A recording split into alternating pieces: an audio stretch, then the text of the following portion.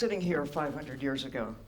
Well, we wouldn't be sitting here 500 years ago, but imagine if we lived and were part of the population of humans that were around at that point in history. That was the year, 500 years ago, that Magellan set out for the first circumnavigation of the world. 200 years ago, Antarctica had not yet been discovered by humans. I mean, whales knew about it, sea lions and penguins had been there for a very long time, but our species was just sort of getting to know the world and to see it with new eyes. But not until about 50 years ago, actually 1968, did we begin to see ourselves as the young astronaut Bill Anders saw it when he looked out of the window of his spacecraft, Apollo 8, circumnavigating the moon for the first time, and took this image that has been shared widely and transformed the way we've begun to see ourselves. What Anders said was, well, we went thinking that our job was to explore the moon, to see the far side of the moon for the first time, and what we discovered was the Earth. There it is. Not 500 years ago, not any time in the past before the middle of the 20th century could we see ourselves this way. And to begin to see ourselves in comparison to all of the rest of the universe. Now we know Earth is a really special place. We are blessed with an ocean. Can we set up housekeeping on the moon? Of course we can, thank you. I prefer this anyway. We can get to the moon, leave our footprints there someday, perhaps to Mars. But now we know it's not very friendly anywhere else in the universe except here. We've got 4.5 billion years of fine-tuning that has created a place over these many gazillions of years that is suitable for us. And it's because of that little blue blob called the ocean. If you gathered it all up, all the fresh water too, all the frozen water, all the water in the clouds, all the water in all of us, and all the rest of life on Earth, and put it in one little blue ball, that's all there is. That's what keeps us safe in a universe of really unfriendly options. So, have we taken it for granted? You bet we have. We have used the natural world to foster our prosperity. We've consumed our neighbors. We have clear-cut forests. We've taken from the land and from the sea. But we're beginning, for the first time in all of history, to understand what was not knowable even 50 years ago when I was a kid, things that we could not know. Now we do.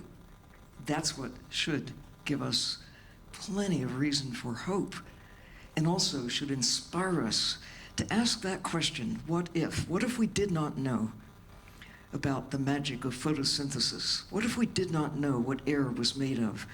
What if we didn't understand that with every breath we take, every drop of water we drink, wherever on the planet we live, we're connected to the ocean. No ocean, no life. No ocean, no us. What if we began to really treat the living world with respect and dignity, and to understand that our existence depends on taking care of all those other creatures that live out there, that generate the oxygen, capture the carbon dioxide. When you look in the mirror, consider your superpower of knowing what was not knowable 50 years, 500 years, or any time in the past. We are better prepared right now, early in the way we measure time anyway, the 21st century, to think about where we have come from, where we are, and where we might be going. These little green guys that 500 years ago, when microscopes did not exist, let alone the means to get up high in the sky or deep in the sea, we can appreciate more about what it takes to keep us alive, our life support system. It wasn't until 1986 that the little green bits that you cannot see in this image of little green bits, a creature known as Prochlorococcus was first discovered by accident, not by accident quite, but we didn't have the technology before then to even know that, of its existence. 1986, using a new technique, scientists from MIT, Woods Hole, discovered in what looked like perfectly clear ocean water near Bermuda the existence of a creature, Prochlorococcus, learn that word, because it contributes about 20% of the oxygen in the air we breathe, and much to the oxygen in the ocean as well. And food, photosynthesis, what a process. If photosynthesis didn't exist, neither could we. It's not just the oxygen, it's the food that is captured when carbon dioxide, along with water, is made into sugar and then on into the rest of the food chain. So little green guys make possible the zooplankton in the ocean. Lots of incredible variations on the theme. The greatest diversity of life is out there in the sea. And we are so fortunate to know these things. What if we did not know what it takes to make a fish? Well, most people don't know or don't think about it, but the knowledge is there. To make a carnivorous fish, like these snapper, they have to eat other fish that eat other fish that eat phytoplankton, zooplankton that eat the phytoplankton. You've got a long and twisted food chain out there. And we now know, it's knowable at least, you may not know that every fish has a face. I didn't know it when I started diving. It took some time to really look closely and realize that like every cat, every dog, every human, fish are individuals too.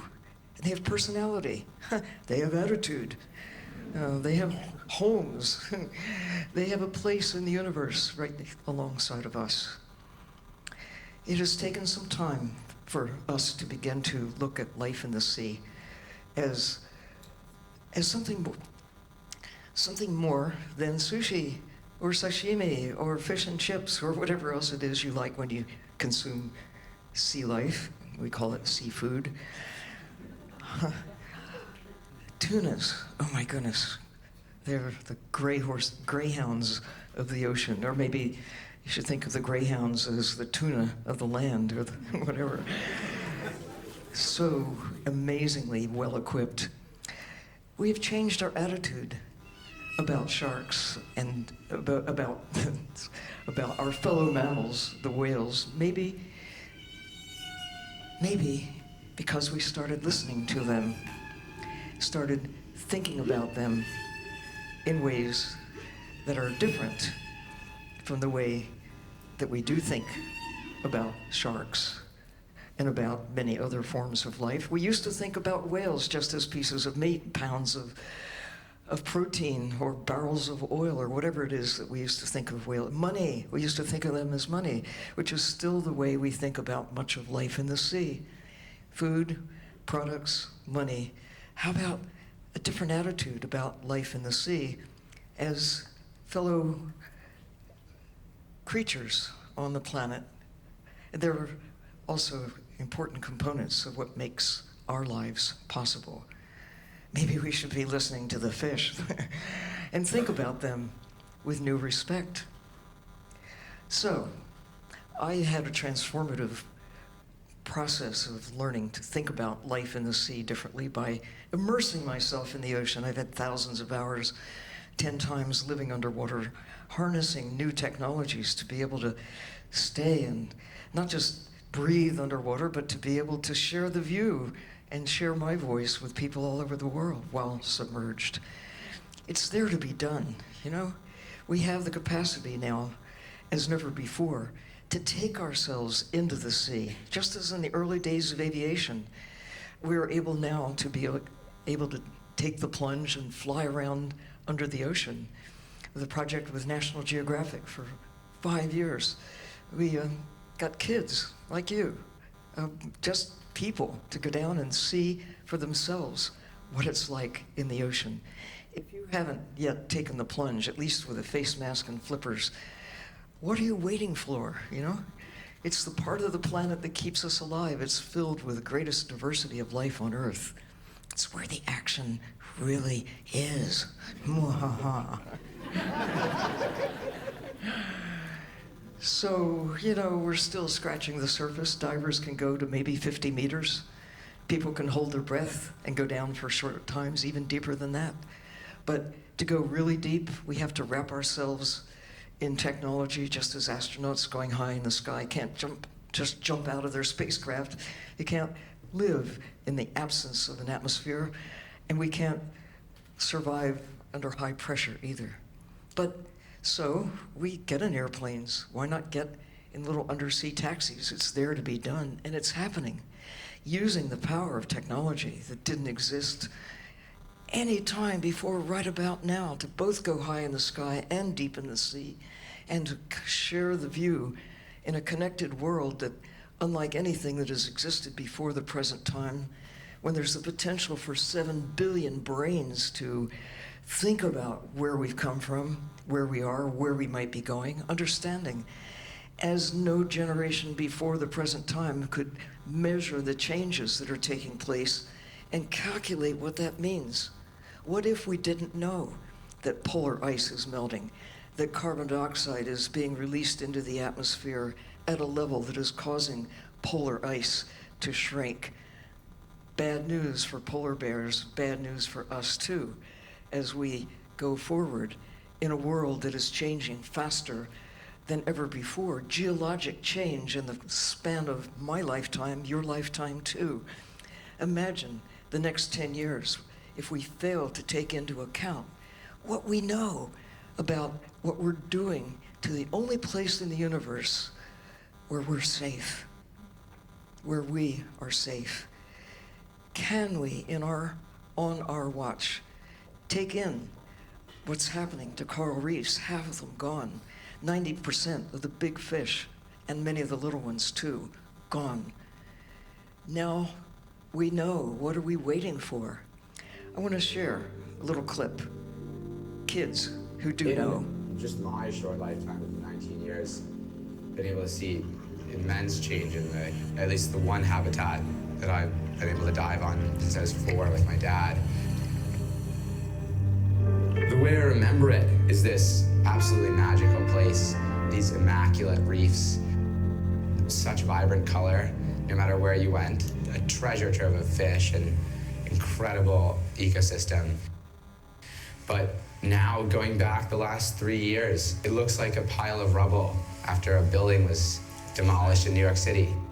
It's all gray and white and crumbled, and the fish are gone, and that's only in 12 years, yeah. 12 years, well, 10 years ago, I won the TED Prize. Woohoo! I was able to make a wish. I was able to make a wish that we could really use our mighty powers, our superpowers that didn't exist before right about now, the power of knowing, to ignite public support, to get behind the concept of protecting the blue part of the planet, the blue heart of Earth, to use whatever it takes, the internet, films, new technologies like new submarines, and to develop networks of protected areas in the ocean, hope spots large enough to protect the blue heart of the planet. So that was 10 years ago. Now, more than 100 places have been nominated by people all over the world who have pledged to put together whatever it takes to engage their communities, their countries, so that now, from starting where we were 10 years ago, when a fraction of 1% of the ocean was really protected, we have 3% that is really protected. The UN goal is that by next year there might be 10%, and some say 30% by 2030. I say, think about it. Why don't we look at all of the blue planet with respect? What if we treat the world, the ocean, as if our lives depend on it? Or what if we don't? Thank you.